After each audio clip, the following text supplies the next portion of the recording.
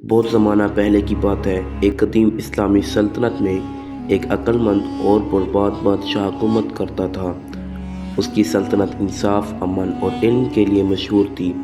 وہ ہر روز صبح اپنے دربار میں بیٹھتا، لوگوں کی فریاد سنتا اور علم و حکمت سے بھرپور فیصلے کرتا۔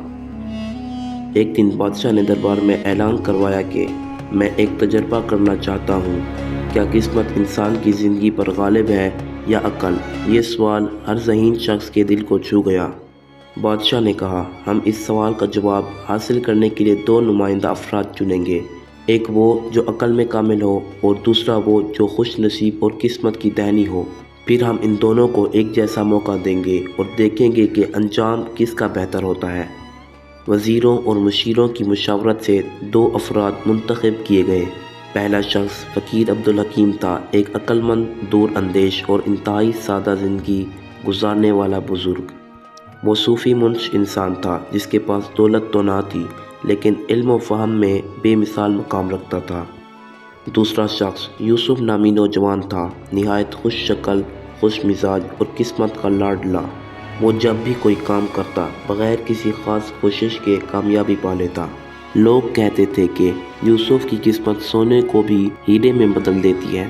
دونوں کو بادشاہ نے بلایا اور کہا، تم دونوں کو سلطنت سے باہر 1 سال کے سفر پر بھیجا جائے گا۔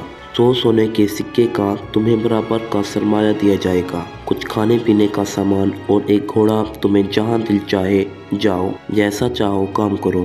1 سال بعد واپس آ کر بتاؤ کہ تم نے کیا حاصل کیا ہے۔ دونوں نے سجدہ شکر ادا کیا اور اگلی صبح اپنے سفر پر روانہ ہو گئے۔ یوسف کی قسمت کا سفر۔ یوسف اپنے سفر پر نکلا تو پہلا شہر جو آیا وہاں ایک تاجر کا بیٹا بیمار تھا۔ حکیموں سے علاج نہ ہو پایا۔ یوسف نے محض اتفاقاً کہا، اسے نیم اور شہد ملا کر دو، شاید افاقہ ہو۔ تاجر نے ویسا ہی کیا اور لڑکا معجزاتی طور پر تندرست ہو گیا۔ تاجر بہت خوش ہوا اور یوسف کو 50 سونے کے سکے اور نوکر دیے۔ قسمت نے پھر بازی مار لی۔ اگلے شہر میں اسے ایک شہزادی کا دل جیتنے کا موقع ملا۔ وہ ایک باغ میں سیر کر رہا تھا، شہزادی گھوڑے سے گر گئی۔ یوسف نے پھرتی سے اسے سنبھالا اور یوں وہ بادشاہ کی نظر میں آ گیا۔ بادشاہ نے اسے اپنا مشیر بنا لیا۔ اب یوسف محل میں رہتا، ریشمی لباس پہنتا اور ہر کوئی اس پر رشک کرتا۔ یوسف نے بادشاہ کے خزانے سے خوب دولت جمع کی، قسمت کی دیوی اس پر مسکرا رہی تھی۔ عبدالحکیم کی عقل کا سفر۔ عبدالحکیم کا سفر مختلف تھا۔ وہ ایک گاؤں میں پہنچا جہاں لوگ جھگڑتے رہتے تھے، زمین کی تقسیم، پانی کا استعمال اور چھوٹی چھوٹی باتوں پر فساد برپا تھا۔ عبدالحکیم نے لوگوں کو بلا کر سمجھایا۔ 50 دنوں تک وہ گاؤں میں رہا، ان کے مسائل سنے اور علم و عقل سے فیصلے کروائے۔ آہستہ آہستہ لوگ اسے عزت دینے لگے۔ وہاں کے لوگ جاہل تھے مگر سیکھنے کے خواہش مند۔ عبدالحکیم نے ایک چھوٹا سا مدرسہ قائم کیا، بچوں کو تعلیم دی، بڑوں کو انصاف کا راستہ دکھایا اور گاؤں کو امن کا گہوارہ بنا دیا۔ گاؤں کے بزرگوں نے فیصلہ کیا کہ عبدالحکیم کو گاؤں کا سربراہ بنایا جائے، لیکن عبدالحکیم نے انکار کیا، کہا میرا مقصد اختیار نہیں، اصلاح ہے۔ مجھے اجازت دو کہ اگلے گاؤں جا کر ان کی خدمت بھی کروں۔ عبدالحکیم کا سفر ایسا ہی رہا، جہاں گیا علم دیا، عدل قائم کیا، لوگوں کو اصلاح کا راستہ دکھایا، دولت جمع نہ کی مگر دلوں میں گہر کرتا گیا۔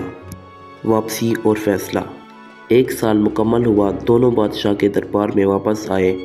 یوسف نہایت شان و شوکت کے ساتھ آیا، قیمتی گھوڑا، سنہرے لباس، غلاموں کی قطار اور سینکڑوں سونے کے سکے۔ عبدالحکیم سادہ کپڑوں میں آیا، ایک ہاتھ میں قرآن، دوسرے ہاتھ میں لوگوں کی دعاؤں سے بھرے خطوط۔ بادشاہ نے یوسف سے پوچھا، تم نے کیا حاصل کیا؟ یوسف نے فخر سے کہا، بادشاہ سلامت، میں کئی بادشاہوں کا مہمان رہا، شہزادیوں نے میری تعریف کی اور تجارت میں خوب نفع کمایا۔ میری قسمت نے ہر دروازہ میرے لیے کھولا۔ بادشاہ نے عبدالحکیم سے پوچھا، اور تم؟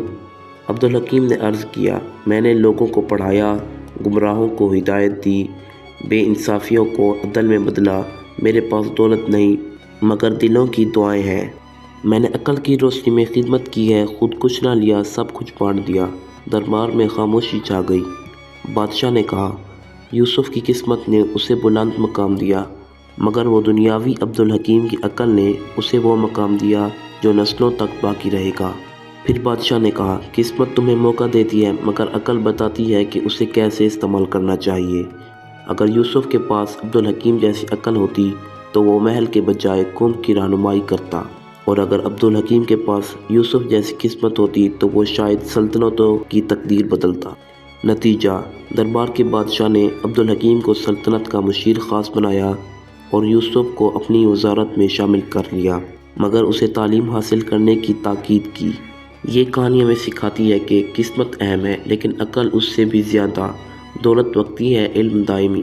وہی انسان عظیم ہوتا ہے جو دوسروں کے لیے جیتا ہے۔